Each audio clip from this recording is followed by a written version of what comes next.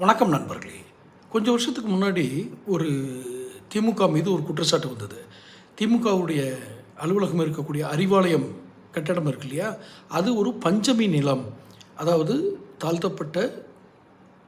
தாழ்த்தப்பட்ட மக்களுக்காக வழங்கப்படும், அரசாங்கத்தால் வழங்கப்படும் இலவச இடங்களைத்தான் பஞ்சமி நிலம் என்று கூறுவார்கள் எனக்கு தெரிந்த வரையில்.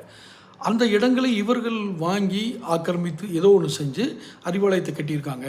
அதுக்கப்புறம் பக்கத்தில் இருந்த பைலட் அப்படிங்கிற கம்பெனி, பைலட் பேனா இருக்குது, பைலட் தேட்டர்லாம் இருந்துச்சு, ரொம்ப காலத்துக்கு முன்னாடி அவங்களாம் பெரிய ஆளுக்கு, அந்த இடத்துலையும் கொஞ்சம் இவங்க ஆக்கிரமிச்சிட்டாங்க அப்படிங்கிற குற்றச்சாட்டு இருந்தது. அதுக்கான ஆதாரங்கள் இதெல்லாம் நான் போகிற போக்கில் சொல்லலை. இதற்கான ஆதாரங்கள் என்னுடைய சேனலில் தீயவை தீயினும் அஞ்சப்படும் அப்படிங்கிற தலைப்பில் இன்னும் இருக்குது. லிங்க் வேணால் நான் கீழே டிஸ்கிரிப்ஷனில் லிங்க் கொடுக்குறேன், அதில் போய் பாருங்கள்.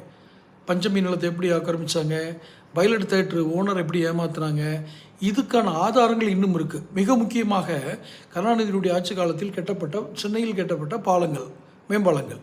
இந்த மேம்பாலங்கள் கட்டியதில் எப்படி நுணுக்கமாக ஊழல் செய்தார்கள், எப்படி நுணுக்கமாக அதில் கொள்ளையடித்தார்கள் அப்படிங்கிறது ஒருத்தர் சொல்கிற வாக்குமூலமே என்னுடைய சேனலில் இருக்குது. இவ்வளோ தைரியமாக நான் போட்டேன். ஆனால் இதெல்லாம் வெளியே சொல்லும்போது இவ்வளோ ஆபத்து வரும்ன்றது எனக்கு தெரியுது, புரியுது.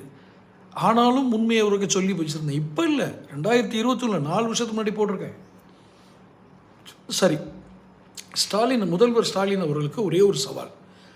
நான் இப்போ சொன்ன பஞ்சமி நில ஆக்கிரமிப்பு, அந்த பைலட் கம்பெனியுடைய நிலத்தை நீங்கள் ஆக்கிரமித்தது, பாலம் கட்டியதில் நீங்கள் எப்படியெல்லாம் நுணுக்கமாக ஊழல் பண்ணீங்கன்னு சொன்னது, இதெல்லாம் சேர்த்து சிபிஐ விசாரிக்கட்டுமே. எங்கள் அப்பா ஒன்றுமே பண்ணலை அப்படின்னு ஸ்டாலின் சொல்லட்டுமே. எங்கள் அப்பா ஒரு தவறும் பண்ணலைங்க, அவர் முதல்வராக இருக்கும்போது இந்த மாதிரி வேலையெல்லாம் அவர் பார்க்குறதே கிடையாது. நீங்கள் எல்லோரும் சேர்ந்து திமுக மேலே சும்மா தேவையில்லாத குற்றச்சாட்டு, பொய் வழக்குகள் போடுறீங்க.